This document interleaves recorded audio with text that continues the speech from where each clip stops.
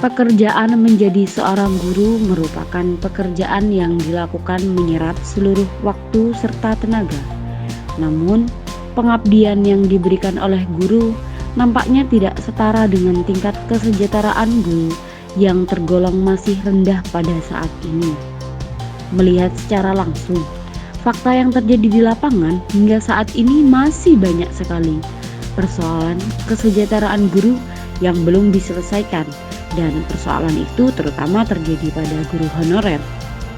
Berbeda dengan pegawai negeri sipil, guru honorer tidak diberikan fasilitas dan tunjangan hari tua.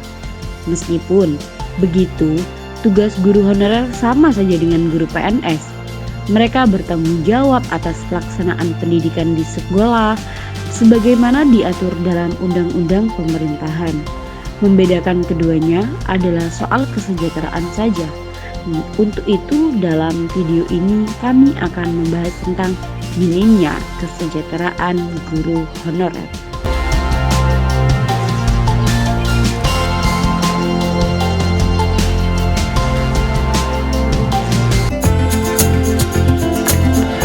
Sebelum kami masuk ke pembahasan yang lebih lanjut, izinkanlah kami memperkenalkan diri terlebih dahulu.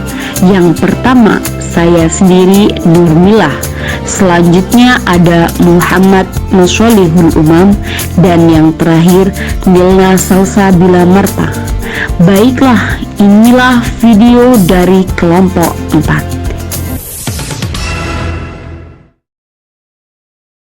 Selamat siang pemirsa, kembali lagi dengan saya Muhammad Musholihul Umam di UIN Network. Pada kesempatan kali ini kita akan membahas tentang guru honorer. Seperti yang dikutip pada detik.com pada tanggal 25 November 2022 yang menyebutkan bahwa masih terdapat guru honorer di Gunung Kidul yang masih memiliki gaji 300.000 per bulan. Diketahui bahwa ada ratusan GTT atau guru tidak tetap yang ternyata mendapatkan gaji atau honor yang cukup memprihatinkan. Di tengah peringatan Hari Guru di Gunung Kidul, masih terselip cerita sedih dan nasib para guru yang tidak tetap. Informasinya akan disampaikan oleh rekan saya, Nurmila dan Milna Salsabila Marta.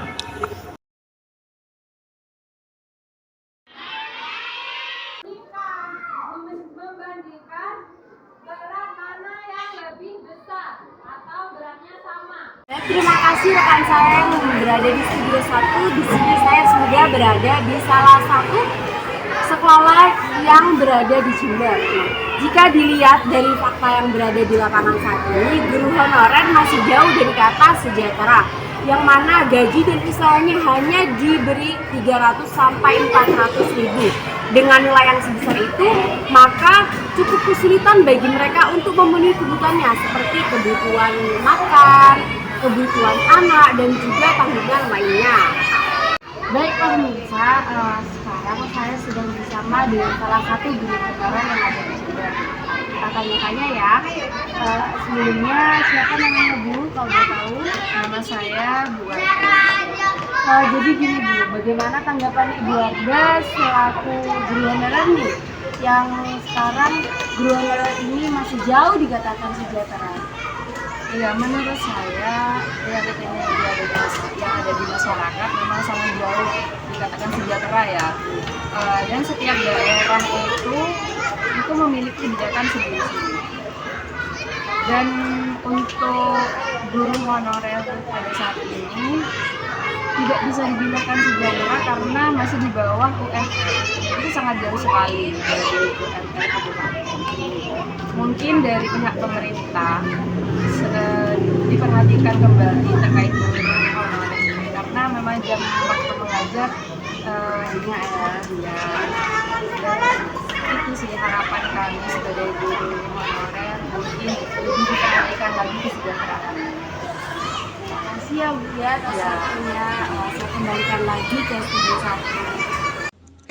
Selain itu, terkait dengan berita rencana pemerintah menghapus tenaga honorer mulai 28 November 2023 mendatang, juga telah menyisakan rasa cemas dan khawatir bagi tenaga honorer se-Indonesia. Bukan tanpa alasan, karena jumlah tenaga honorer saat ini jumlahnya melebihi ASN dan PPK. Spekulasi pun bermunculan, bahkan tidak sedikit dari tenaga honorer tersebut mempertanyakan langkah yang diambil oleh pemerintah. Memang masalah guru honorer yang paling urgent saat ini adalah gaji yang rendah. Setidaknya ada 3 penyebab rendahnya seorang gaji guru honorer. Yang pertama, guru honorer yang berada di sekolah swasta itu dibayarkan dengan menggunakan anggaran SPP. Dan SPP setiap sekolah itu kan berbeda-beda, ada yang rendah dan ada yang tinggi. Nah, semakin banyak siswanya, semakin banyak jumlah siswanya, maka anggaran kita yang diperoleh tentu semakin besar. Sehingga hal ini memungkinkan gaji guru akan semakin besar juga. Nah, sedangkan guru honorer yang berada di sekolah negeri itu dibayarkan dengan menggunakan anggaran dana BOS. Nah, besarnya gaji ini menyesuaikan kebijakan dari setiap sekolah dan biasanya dibayarkan setiap 3 bulan sekali mengikuti pencairan dana BOS. Yang kedua yaitu anggaran pendidikan yang diterima tersebut tidak serta-merta hanya untuk gaji guru saja. Dari anggaran yang diterima tersebut 1/12-nya itu yang digunakan untuk menggaji guru, sedangkan selebihnya itu dibagi untuk petugas kebersihan di atas sekolah dan yang lainnya. Dan guru dapat menerima gaji dari anggaran tersebut apabila sudah tervalidasi di Dapodik. Kemudian yang ketiga yaitu jam mengajar. Jadi honor dari seorang guru honorer itu ditentukan berdasarkan jam mengajarnya. Semakin banyak jumlah jam mengajar, maka gaji yang diterima pun semakin besar. Setidaknya itulah 3 alasan yang menyebabkan mengapa gaji seorang guru rendah.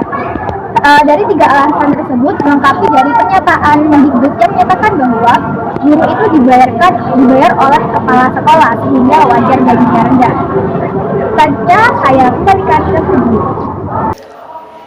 Dari berbagai permasalahan yang dialami oleh guru honorer, tentu membuat anak lulusan pendidikan khususnya menjadi dilema dengan jenjang karir mereka ke depannya.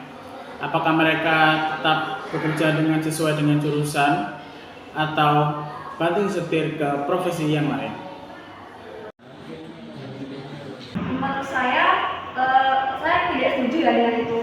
Karena saya yakin semua anak itu yang sekolah sesuai dengan jurusannya, itu pasti dia tuh pengen menjadi sesuai apa dengan jurusannya. Seperti saya jurusan pendidikan biologi, pastinya saya ingin menjadi guru biologi kan. Iya, karena dengan dihapusnya guru honorer tersebut, jadi tuh banyak anak yang harusnya dia kerja sebagai guru biologi, tapi dia tuh bekerja di bidang lain. Menurut saya ini permasalahannya pada pemerintahan, harusnya itu lebih tegas lagi gitu. Nah, kalau menurut saya ya, nggak apa-apa sih kalau misal guru honorer itu akan dihapus. Akan tapi pemerintah itu juga harus bisa mempertimbangkan gimana kalau misalnya guru honorer itu bakal dihapus, kelanjutannya itu bagaimana. Apalagi kan sekarang itu ada program pemerintah yang namanya itu P3K. Nah, P3K ini kan agar bisa terdaftar dalam P3K ini harus terdaftar di Dapodik. Nah, sedangkan harus terdaftar di Dapodik itu kita harus mengabdi sebagai guru honorer. Bagaimana tentang guru honorer yang selama berpuluh-puluhan tahun itu mengajar, akan tapi mereka tidak lolos dalam program ini. Nah, kita sendiri itu sebagai mahasiswa kan belum ada pengalaman mengajar sama sekali. Kita harus mengikuti PPG dahulu, baru kita bisa daftar dalam program P3K. Jadi saran saya untuk pemerintahnya, bagaimana harus mempertimbangkan bagaimana kalau guru honorer ini dihapus, nanti kelanjutannya itu bagaimana. Terima kasih tanggapannya. Ya, itu adalah 2 tanggapan dari banyaknya mahasiswa yang sedang menempuh pendidikan keguruan terkait dengan berita akan dihapuskannya guru honorer per 2023. Jadi sebenarnya jika ditarik garis besarnya, setiap mahasiswa pasti menginginkan pekerjaan yang linear dengan jurusannya masing-masing. Begitu pula dengan seorang mahasiswa yang menempuh pendidikan keguruan. Jadi alangkah baiknya pemerintah harus memikirkan ulang terkait dengan akan tengah dihapuskannya guru honorer ini. Itu yang bisa saya sampaikan. Selanjutnya saya kembalikan ke studio. Kesejahteraan guru honorer yang senantiasa menjadi persoalan terus diperjuangkan. Lalu, apa saja solusi yang dapat membantu menyejahterakan guru honorer yang bergaji kecil? Di antaranya adalah yang pertama, yaitu membuka seleksi CPNS. Para guru honorer akan berbondong-bondong mengambil peluang ini karena menjadi PNS adalah impian guru. Pendapatan yang didapatkan cukup besar untuk memenuhi kebutuhan hidup sehari-hari. Yang kedua, adalah pengangkatan pegawai pemerintah dengan perjanjian kerja atau P3K. Guru yang diangkat P3K gajinya setara dengan gaji PNS. Namun tidak semua guru honorer bisa mendaftarkan P3K.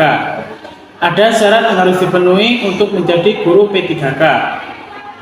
Guru honorer K2 harus dalam database BKN dan guru honorer non K2 harus masuk dalam Dapodik. Guru honorer yang tidak memiliki sertifikat pendidik juga bisa mendaftar asalkan sudah masuk dalam Dapodik. Dan yang ketiga, pendekatan kesejahteraan.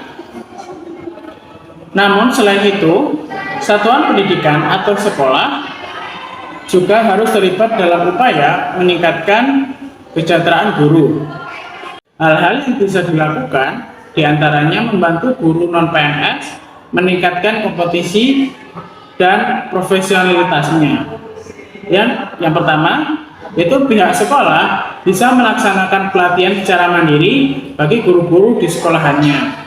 Yang kedua, sekolah bisa menjalankan suatu unit usaha yang keuntungannya tersebut bisa dialokasikan sedikit untuk memberi tunjangan pada guru honorer.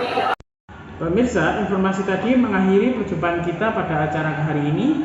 Saya Muhammad Nasrul Umam mewakili seluruh kerabat kerja pamit undur diri. Selamat siang dan sampai jumpa.